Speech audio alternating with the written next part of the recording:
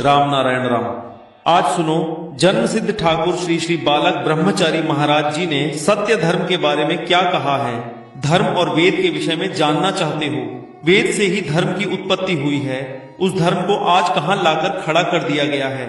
एक वर्ग के लोगों ने धर्म के अर्थ को विकृत करके समाज को लगभग नष्ट कर दिया है। केवल धर्म धर्म कहने से धर्म नहीं होता, पहले धर्म के मूल तत्व को समझना आवश्यक है। मैं उसी वैज्ञानिक मूल तत्व को बताना चाहता हूँ। धर्म किसी की व्यक्तिगत संपत्ति नहीं है, वह चंद्र सूर्य की तरह स्वच्छ है। वह पूर्णतः यथार्थ पर आधारित है। अवास्तविकता का यह मायाजाल अब अधिक समय तक नहीं चल पाएगा। अब तक तुमने धर्म की बातें एक प्रकार से सुनी हैं, अब सत्य क्या है वह सुनो। धर्म की पहली बात ही यह है कि समाज के अभाव को दूर किया जाए। कोई भी व्यक्ति भूखा या बेघर नहीं रहेगा। धर्म का मूल उद्देश्य समाज को उन्नति के मार्ग पर ले जाना है। यहाँ तक कि देश में एक भी भिक्षुक नहीं होना चाहिए। लेकिन चारों ओर क्या दिखाई देता है? केवल भिक्षुओं की कतारें। यहाँ धर्म के नाम पर अधिकांशतः केवल व्यापार और शोषण ही चल रहा है। इसी कारण दल और संप्रदाय बने हैं। ये समाज के शरीर पर परजीवी के समान हैं। ये समाज में निराशा फैला रहे हैं। वेद आशा का संदेश देता है। धर्म और राजनीति का सहारा लेकर एक स्वार्थी शोषक वर्ग ने समाज को पंगु बना दिया है। वेद इन्हें ही राक्षस या असुर कहते थे। इसलिए वेद बार बार चेतावनी देते आए हैं कि वेद इनके चंगुल में न फंसे।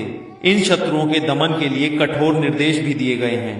राम के हाथों के धनुष बाण की बात भूलना मत। देवी पूजा के अंत में शत्रु बलि की परंपरा थी।